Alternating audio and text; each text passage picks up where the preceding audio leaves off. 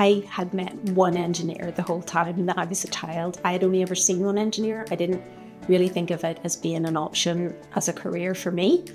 So I kind of fell into engineering very much in a different path. I studied maths and physics at school and was heavily influenced by my physics teacher. She suggested that possibly didn't really want to study a straight science and that I should look at engineering. So I took myself off to Queen's, to the Department of Aeronautical Engineering, because this was kind of at the same time that Top Gun #1 was out. It was so exciting to me to see that potentially, there's this option to learn about airplanes. But as I went and studied engineering, I realised that what I really loved to do was analyse them and think about how they're designed and think about how they work. So it's pretty much, I think it's been really foundational in the choices that I made was ignoring the choices that other people thought were good for me.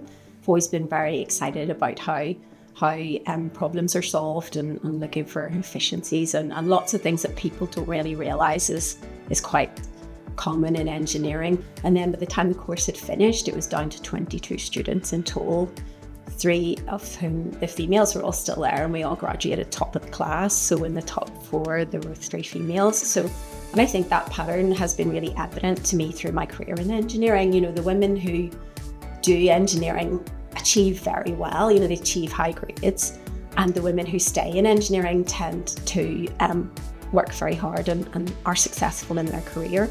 Being in Belfast, although I was surrounded by that engineering heritage, it wasn't really what influenced me. I was very grateful to be influenced by really strong female teachers actually who saw an interest and a passion for science that they thought could be put to good use. In my mind, there was potentially a lack of vision for what people could do back then, and I hope that's different. I believe it's different because we work in Artemis really closely with a lot of schools from various backgrounds, and working with Belfast City Council as well to identify schools where it would be really good for them to see that these are options, that it doesn't really matter where you come from or where you're going, but it's what you're capable of actually that's important for when you choose your career.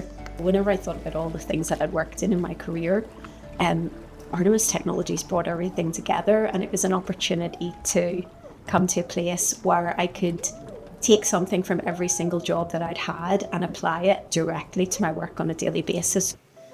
Artemis are a company that were founded in 2018 with really the vision to decarbonise the maritime environment. So they're taking technology that they developed as part of their America's Cup racing heritage and using it to the maximum benefit for the environment. So Artemis Technologies began life as a race team in the sport of sailing.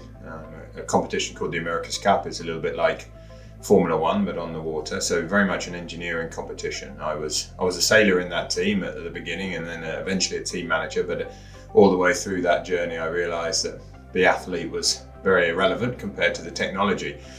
And but that actually interests me, excited me. And as I became the manager of those teams, it really was an engineering challenge. So it was a natural step for us to progress to being a company trying to come up with sustainable technology, and we were trying to marry a sustainable case, bringing technology on that reduced emissions, but also a economically sustainable solution, something we thought customers would want to buy, something that offered value to them and therefore offered scalability and even greater emission savings. So we produced Artemis Technologies, the eFoiler vessel, as a company off that in 2018 and moved to Belfast and haven't looked back.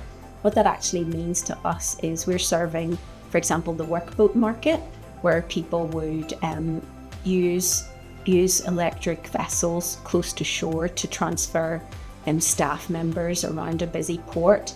Or we can also offer a solution for crew transfer vessels, which is where you would transfer technicians and engineers working to an offshore wind farm, for example. We are going to be demonstrating a passenger ferry, 150 person carrying the passenger ferry between Belfast and Bangor. So this is a way to allow industries that are heavy polluters traditionally to switch to a more environmentally friendly option by removing the diesel that actually generates the problems that we have with emissions. The hydrofoil technology is really key to the product that we've developed. It's transformative in that what the hydrofoil actually does is it lifts the vessel out of the water. So water's 830 times denser than air. So if you have the whole of your vessel in the water, that's a huge amount of drag, which relates to a huge amount of energy that's needed to get boats through the water. So by lifting the vessel out of the water, we are actually minimizing the drag and therefore the energy that's required to do the same journey. So our hydrofoils are more like an aircraft wing. They're horizontal, the bit that's doing the lifting under the water. In fact, very much like an aircraft wing. If you saw it out the water, it would be identical. It had 10 years of developing computational tools, simulators, simulations that allowed us to try different control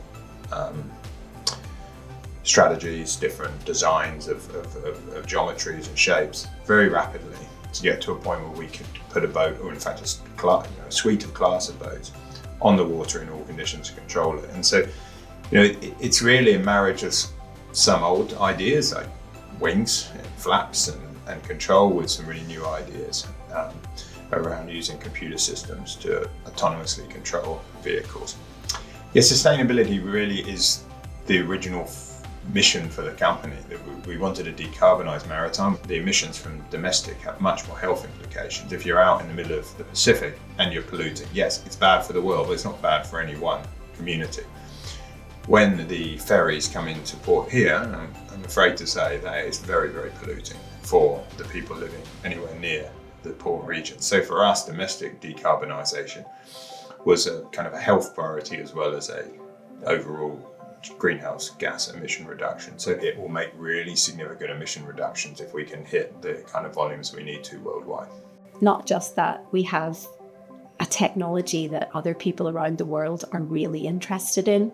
So what that brings is local manufacturing jobs, local technical jobs, really high skilled employment. I love being in Belfast. I've worked in America, I've worked in London, and I've worked in France and Canada, but I very much enjoy the fact that in Northern Ireland, we have this amazing area here, like in the Titanic area, where there's so many technology companies that are actually working really hard in making environmental changes, but also maximising the value of the students that we have in Northern Ireland, and the talent that's in Northern Ireland sometimes I think is taken for granted a little bit by the people that are in Northern Ireland. And it's something that Artemis Technologies and Dr. Ian Percy recognised when they were setting up the consortium, the Belfast Maritime Consortium. Well, there's one thing that got us to come here in the first place. That was Bombardier, Spirit Aerospace. I had relationships with people there, and we were making an aircraft at the end of the day. So that aircraft cluster here was very attractive, had the skill base through that and the supply chain through that. The real can-do attitude and openness of the people that I met, dare I say, I went to other parts of the country, and when I went in to try to speak about what we wanted to do, they kind of weren't very interested, had too much on their mind, and I did it here. They were very respectful, very intrigued, and wanted to be part of it. So coming here felt a real natural fit, and it's proven to be exactly that. From the moment we've been there, we've built relationships with big business, with small business, academia and government bodies, and found it just so easy to get stuff done. And that's it's a real testimony to the area, the skills, and also that collaborative spirit. I would encourage everybody who is a potential engineer, who even thinks they might be a potential engineer, to look around them, look at the companies that are recruiting. Definitely consider Artemis, because it is such an exciting opportunity to come and work with a group of people who are technical specialists. The team here is the best thing about Artemis, working with people who really know their areas and who have such impressive backgrounds and who have an enthusiasm for the products they're developing is hugely important to me. And I think for young engineers or potential engineers to get to witness that and be a part of it would be really beneficial to them.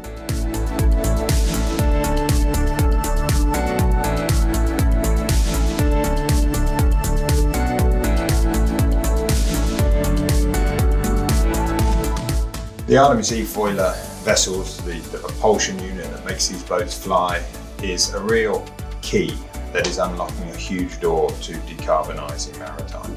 We have been stuck for years with maritime, just by its basic physics, a boat produces a lot of drag in water, especially when it goes fast. And that's been making electric vehicles and other forms of decarboning technology not be able to come into maritime. Now that key has turned, that door's open, and through the Artemis eFoiler, zero emissions maritime transportation is a reality.